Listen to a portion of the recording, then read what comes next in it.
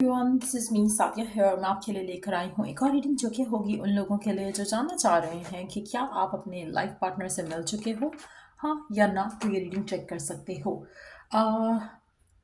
Just be mindful कि ये एक जनरल रीडिंग है, सबके साथ मैच कर भी सकती है और नहीं भी।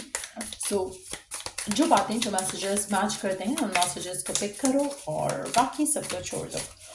अगर आप पर्सनल रीडिंग्स चाहते हो पेपॉल से इजी पैसेज पेमेंट कर सकते हो, सिर्फ तभी रीच आउट करो ताकि आपका भी टाइम वेस्ट नहीं हो और मेरा भी। तो लेट्स सी कि क्या आप अपने लाइफ पार्टनर से मिल चुके हो, हाँ या ना। क्या आप अपने लाइफ पार्टनर से मिल चुके हो, हाँ या ना। Let's find out. Okay, these two cards wants to come. So पहला कार्ड है addiction, codependent, obsession, possession, controlling, has a block, restraint. Okay, दूसरा कार्ड है the phoenix, the new face, rekindle, renew, transformation, growth, changed mind. Okay, let's take more cards. पहले सारे cards ले लेते हैं, उसके बाद स्टार्ट करते हैं। क्या आप अपने लाइफ पार्टनर से मिल चुके हो, हाँ क्या ना।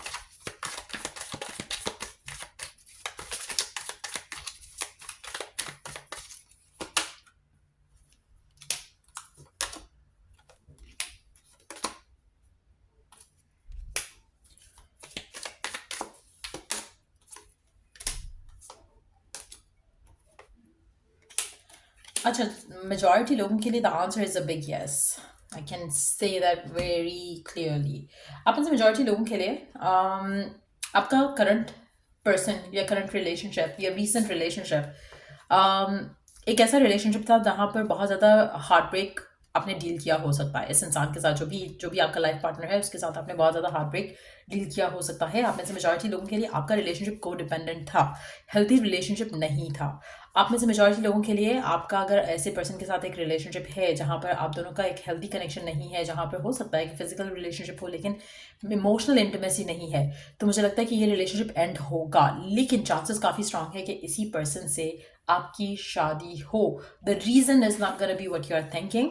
आप में से काफ़ी सारे लोगों के लिए आप सोच रहे हो कि अच्छा फिर तो मुझे इसके साथ ही रहना चाहिए, इस टॉक्सिक सिचुएशन में ही रहना चाहिए, या फिर तो मुझे इसका जो एक शिटी बिहेवियर है उसको टॉलरेट करना चाहिए। The answer is a big no.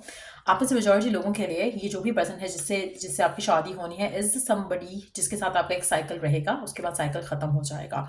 सो अगर आप उस साइकिल में हो तो ये साइकिल ख़त्म होगा ही होगा, चाहे आप चाहो कि ये चलता रहे, नहीं चलेगा, ख़त्म हो जाएगा।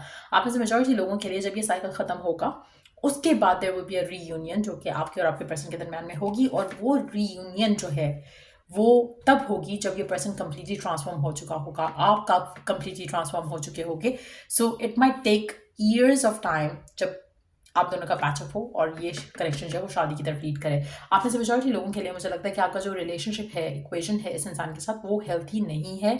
और अगर आप ऑलरेडी नो कॉन्टैक्ट की सिचुएशन में हो तब भी मुझे लगता है कि you are still stuck on that person. जब तक ऑब्सेशन ख़त्म नहीं होगा आपकी शादी इस इंसान के साथ नहीं होगी। आप में से मेजॉरिटी लोग जब मूव ऑन करोगे अपनी लाइफ में, अपने सिचुएशन में, तब आपके ये स्पेसिफिक समवन के साथ आपका पैचअप होगा and that's how you gonna get married to each other. आप में से काफ़ी सारे लोगों के लिए मुझे लगता है कि when you break up from this person, आप और आपके पर्सन भी इंडिविजुअली मूव ऑन करने की फुल कोशिश करेंगे और आगे अपनी ज़िंदगी में बढ़ना भी चाहेंगे। आप भी डेट अराउंड कर सकते हो, आपके पर्सन भी डेट अराउंड कर सकते हैं, बट आप दोनों का जो एक कनेक्शन था वो इज मेंट टू हैपन।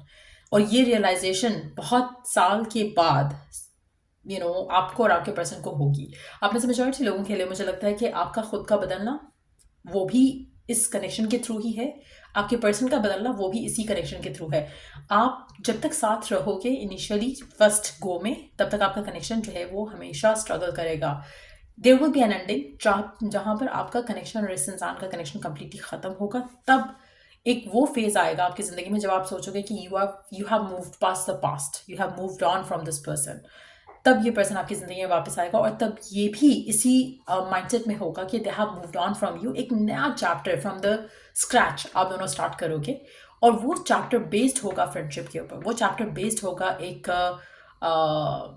एक म्यूचुअल अंडरस्टैंडिंग के ऊपर। सो कहीं ना कहीं देयर विल बी समथिंग जो कि आप दोनों को ट्रैक बैक करेगी टुवर्ड्स ईच अदर, जिसके बाद आप दोनों एक नया चैप्टर जब स्टार्ट करोगे तो you are gonna come together और उस इंसान से होगी आपकी शादी, वो होगा आपका लाइफ पार्टनर।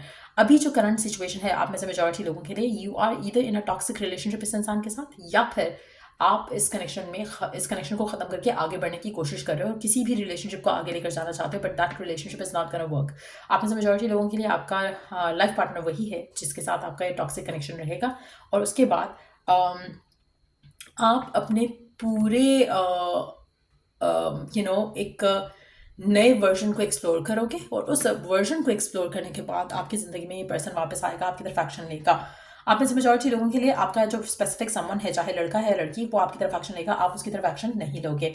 आप में से मेजॉरिटी लोगों के लिए आपको लगा, आपने you might have prayed for this person, you might have prayed for this person, इसके साथ शादी को लेकर, कमिटमेंट को लेकर, रिकन्सिलिएशन को लेकर, लेकिन जब आपकी वो दुआएं सब ख़त्म हो जाएंगी, you would not want this person any more, that's when this person is gonna come. और इसका मतलब ये बिल्कुल नहीं कि आप अभी मांगना छोड़ दो थिंकिंग कि हाँ जब मैं नहीं करूँगा या करूँगी तब ये पर्सन आएगा। नो, जब आप मेंटली, फिजिकली, इमोशनली इस इंसान से मूव फॉरवर्ड, मूव ऑन कर चुके होगे, that's when this person is gonna return back in your life, and तब आपकी इसी इंसान से शादी होगी जिसको आप जानते हो, जिसके साथ आपका एक पास्ट रहा है।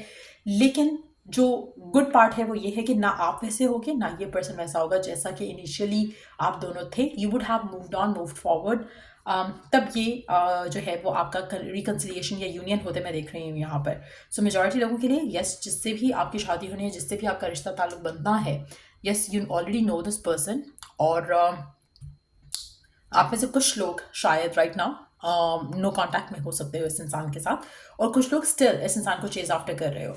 लेकिन ईदर वे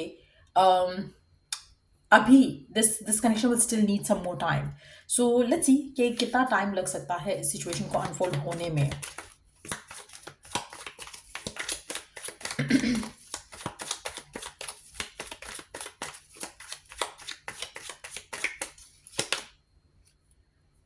छः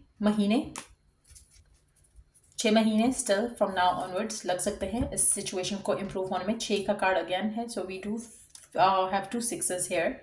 Again, 6 is a card. 6 is a number of growth. Personal individual growth बहुत ज़रूरी है। आप ऐसे मेजॉरिटी लोगों के लिए मुझे लगता है कि आप दोनों इस रिलेशनशिप को लेकर बहुत लिमिटेड वे में चीज़ों को सोचते थे, चाहे आप कहो कि आप नहीं सोचते थे, आपके पर्सन सोचते थे, but yes there has been a lot of limitation जो इस कनेक्शन को अटैच की गई थी दोनों की तरफ से। सो वो लिमिटेशन से आप अपने आप को फ्री करोगे जब आपका ऑब्सेशन ख़त्म होगा। जब ऑब्सेशन ख़त्म होगा तब आप अपनी ज़िंदगी में इंडिविजुअली आगे बढ़ोगे, मूव ऑन करोगे, ग्रो करोगे, मच्योर होगे, और उसके बाद आप दोनों का जो सिचुएशन है वो डिफरेंट वे में पैन आउट होगी। और ये जो यूनियन है आप दोनों का, ये आपके लिए नहीं बल्कि आपके आसपास के लोगों के लिए भी काफ़ी शॉकिंग यूनियन हो सकता है। आप में से काफ़ी सारे लोगों के लिए मुझे लगता है कि ये जो यूनियन है बहुत अनएक्सपेक्टेड होगा। आप में से कुछ लोग कैप्रिकॉर्न के टॉरस हो सकते हो या फिर इंसान को डील कर रहे हो सकते हो, लेकिन आपने जो आपका जो रिलेशनशिप रहा इस इंसान के साथ पहले वो और उसमें जो चीज़ें मिसिंग थी, अब वही सब चीज़ें आपको इस कनेक्शन में मिलेंगी जब ये पर्सन आपके पास वापस आएगा। आपके रिलेशनशिप में एक हार्मनी रहेगी, एक अलाइनमेंट रहेगी, एक फीलिंग रहेगी, एक अंडरस्टैंडिंग रहेगी, एक एम्पैथी रहेगी, एक बैलेंस रहेगा, और ये चीज़ें सब पहले मिसिंग थी आपके रिलेशनशिप में। काफ़ी हद तक फिजिकल इंटीमेसी हो सकती है, लेकिन मेंटल और इमोशनल जो इंटीमेसी है वो मिसिंग थी। आप में से काफ़ी सारे लोगों के लिए आपका रिलेशनशिप जो है वो उसमें आप दोनों कहीं ना कहीं बहुत पावरलेस फील करते थे, और जो आपको चाहिए था वो उसको नहीं चाहिए था, जो उसको चाहिए था वो आपको नहीं चाहिए था। तो कहीं ना कहीं जो एक अग्रेशन, एक sense of not getting fulfilled, वो इस कनेक्शन को काफ़ी सबोटाज कर रहा था। और वही सब चीज़ें जो नेगेटिविटी थी वो इस कनेक्शन की ख़त्म होना इम्पॉर्टेंट था, तब जाकर जो है ये कनेक्शन सर्वाइव कर पाता। लेकिन because you are holding on to it या your person was holding on to it, it was never meant to work out that way. So इसीलिए time apart has been important, और वो important ही रहेगा। एक learning phase रहेगा आपके लिए और आपके पर्सन के लिए। और उसके बाद जब आपका यूनियन होता है, it's gonna be completely different connection जो आप दोनों का बिल्ड होगा, और वैसा कनेक्शन आप दोनों ने पहले एक्सपीरियंस नहीं किया एक दूसरे के साथ भी। So that's what I see coming in आपके लिए। और लेट्स सी चार्म्स क्या ऐड करते हैं आपके लिए इस रीडिंग में। लेट्स सी कि चार्म्स क्या ऐड करते हैं।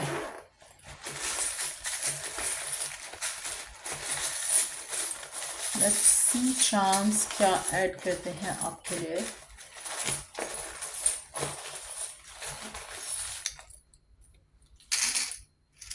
So we do have a king of hearts. This person is going to love you more than you love them. So जब ये person है ये इमोशनली बहुत ज़्यादा अवेलेबल होगा, बहुत ज़्यादा लविंग और फुलफिलिंग एक्सपीरियंस देगा आपको. अल्फाबेट्स में we do have a G, N, D, L, O, B, X, M, S, G, L, V, W. Chances हैं कि ये पर्सन आपकी ज़िंदगी में अक्टूबर नवंबर के टाइम में आए.